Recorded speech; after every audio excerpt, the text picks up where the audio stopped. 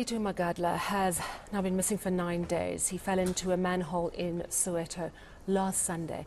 The 6-year-old's family is still holding out hope that he may be found alive. Search operations continued today. Heavy machinery has been brought in to access some of the piping. eNCA's Khayelethu has spent the day tracking developments and joins us now. So, Lindo, we know that there's 13 kilometers of piping that had to be searched through. Tell me what has happened today and how far the team has got. Well, Sally, there was a lot of work to go through in terms of those efforts to try and clear the pipeline. You are right in saying it's 13 kilometers that needs to be covered as far as clearing all doubt. But let me just show you some of the work that had to go through here. You are seeing one of the holes that had to be dug for the ease of access of some of the technicians as well as the technology that's been employed in these particular areas. About 3 of these manholes had to be dug up like this so that technicians as well as rescue teams would be able to access some of these areas, because it was almost like 25 meters high. But we want to bring in now EMS spokesperson, and that is Robert Mulawuti, to speak to us about potentially what could be a positive outcome in terms of this particular search. You've been able to deploy that particular unmanned boat with cameras, and you said that you might have seen something. You are now trying to test again in terms of what is underneath there. Just take us through what all of that is, and when really can we get a confirmation? I think now our residents are aware that we are working together with a company called Delta Scan, which is assisting us with the technology to be able to operate during this search and recovery operation. So what's happening is, initially we did deploy the floating device. So right now it's giving us something which we still need to go down and be able to confirm it, whether there is any positive results out of along the pipeline.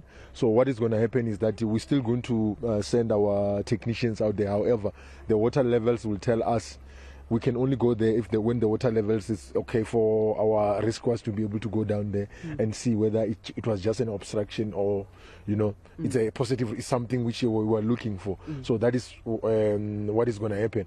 And of course, there's still the issue of us looking at the split chamber, of which we are told maybe after midnight, our colleagues now from Delta Scan, they will be checking on the split chamber to see whether we can be able to maybe get any other footage in that area which can be useful to our operation tomorrow, while we will be preparing ourselves to get in here tomorrow, because of course the water levels might not allow us to go in now. Then they can be able to see on the other side whether we get something positive that side. Okay, we are running out of time, but I just want to perhaps ask you this question. What you said you've seen underneath there, yes. What is it? Is it an obstruction, or yes, is it potentially what you think might be? No, I would say it's an obstruction, which needs to be investigated. Remember, the reason why we've got our colleagues from Delta Scan is to say that when we identify something, we see, for us, when we look at it, we see that it's an obstruction. We don't leave it like that. We'll have to go down, find a way of going down to investigate, because it can be either way. It can be what we are looking for, or it's an obstruction. If it's an obstruction, we remove it so that the pipeline can be able to flow in the way it's supposed to flow. All right. So for now, we're just hoping that it might be something positive for us.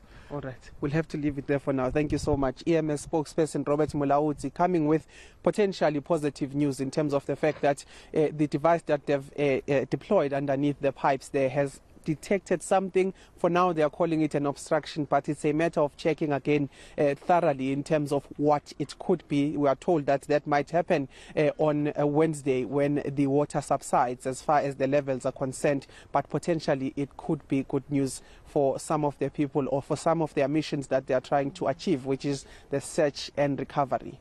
Yeah, absolutely.